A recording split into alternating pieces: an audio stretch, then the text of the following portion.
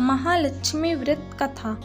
महालक्ष्मी व्रत करने वाले की सारी मनोकामना पूरी होती हैं। जो इस व्रत को पूरी श्रद्धा से करता है, महालक्ष्मी उसकी सब मनोकामना पूरी करके सुख संपदा देती हैं।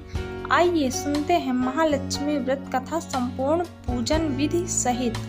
और अगर आपको हमारी मेहनत अच्छी लगे तो प्लीज़ वीडियो को लाइक करें और चैनल पर नए हो तो सब्सक्राइब करें।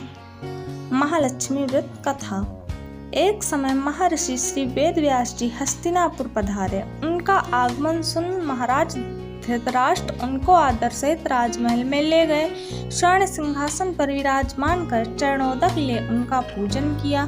श्री व्यास जी से माता कुंती तथा गांधारी ने हाथ जोड़कर प्रश्न किया, हे महामुने, आप त्रिकालदर्शी हैं, अतः आपसे हमारी प्रार्थना है कि आप हमको कोई ऐसा सरल व्रत तथा पूजन बताएं जिससे हमारा राजलक्ष्मी सुख संपत्ति पुत्र पौत्रादि व परिवार सुखी रहे।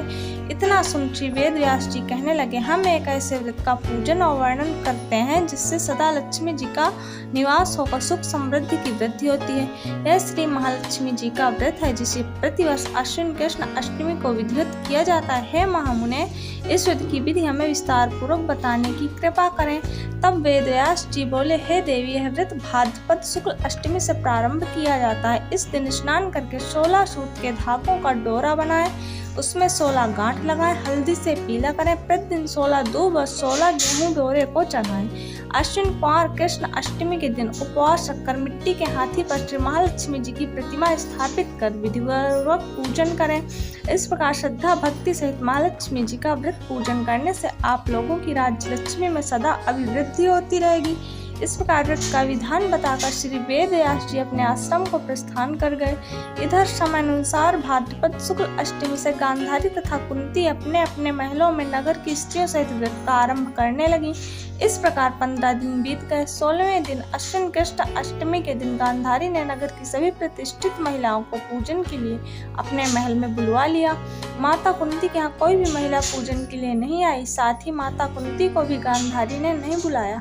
ऐसा करने से माता कुंती ने अपना बड़ा अपमान समझा। उन्होंने पूजन की कोई तैयारी नहीं की एवं उदास होकर बैठ गईं। जब पांचों पांडव युधिष्ठिर, अर्जुन, भीम, नकुल और सहदेव महल में आए तो कुंती को उदास देखकर पूछा, हे माता, आप इस प्रकार उदास क्यों हैं?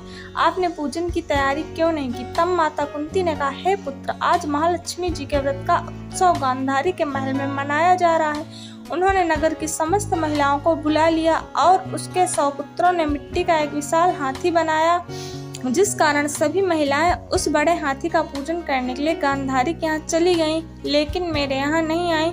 यह सुनकर अर्जुन ने कहा, हे माता, आप पूजन की तैयारी करें और नगर में बुलावा लगवा दें कि हमारे यहाँ स्वर्ग के ऐरावत हाथी की पूजन होगी। इधर माता कुंती ने नगर में ढिंढोरा पिटवा दिया और पूजा की विशाल तैयारी होने लगी। उधर अर्जुन ने बाण के द्वारा स्वर्ग से ऐरावत हाथी को बुला लिया। इधर सारे नगर में शोर मच गया कि कुंती के महल में स्वर्ग से इंद्र का ऐरावत हाथी पृथ्वी पर उतार कर पूजा जाएगा। समाचार को सुनकर नगर के सभी नर नारी, बालक एवं वृद्धों की भीड़ एकत्र होने लगी। उधर गांधारी के महल में हलचल मच गई। वहां एकत्र हुई सभी महिलाएं अपनी अपनी थालियां लेकर कुंती के महल की ओर जाने लगी। देखते ही देखते कुंती का सारा महल ठसाठस भर गया। माता कुंती ने ऐरावत को खड़ा करने हेतु अनेक रंगों के चौक पुरवाकर नवीन रेशमी वस्त्र बिछवा दिए। नगरवासी स्वागत की तैयारी में फूल माला, अबीर, गुलाल, केसर हाथों में ले पंक्तिबद्ध खड़े थे। जब स्वर्ग से ऐरावत हाथी पृथ्वी पर उतरने लगा तो उसके आभूषणों की ध्वनि गूंजने लगी। ऐरावत के दर्शन होते ही जय जयकार के नारे लगने लगे। सायंकाल के समय इंद्र का भेजा हुआ हाथी ऐरावत माता कुंती के भवन के चौक में उतर आया। तब नर नारियों ने केसर आदि सुगंधित पदार्थ चढ़ाकर उसका स्वागत किया। राजपुरोहित द्वारा ऐरावत पर महालक्ष्मी जी की मूर्ति स्थापित करके वेद मंत्रोच्चारण द्वारा पूजन किया गया। नगर वासियों ने भी महालक्ष्मी पूजन किया। फिर अनेक प्रकार के पकवान लेकर ऐरावत को खिलाए और यमुना का जल उसे पिलाया। राजपुरोहित द्वारा स्वस्ति वाचन करके महिलाओं द्वारा महालक्ष्मी का पूजन कराया गया। 16 गांठों वाला डोरा लक्ष्मी जी को चढ़ाकर अपने अपने हाथों में बांध लिया। ब्राह्मणों को भोजन कराया गया। दक्षिणा के रूप में स्वर्ण आभूषण, वस्त्र आदि दिया गया।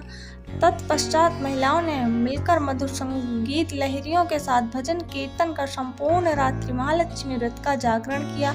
दूसरे दिन प्रातः राजपुरोहित द्वारा वेद मंत्रोच्चार के साथ जलाशय में महालक्ष्मी जी की मूर्ति का विसर्जन किया गया। फिर ऐरावत को विदा कर इंद्रलोक को भेज दिया।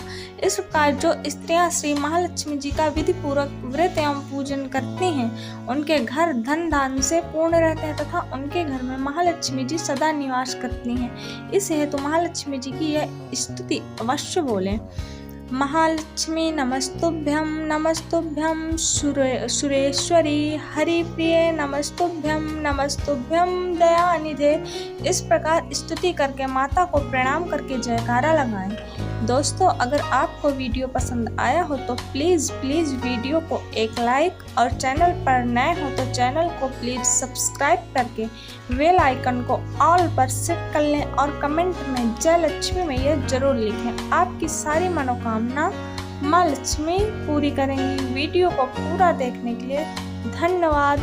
Thanks for watching. जय हिंद, जय भारत। लक्ष्मी मैया की जय।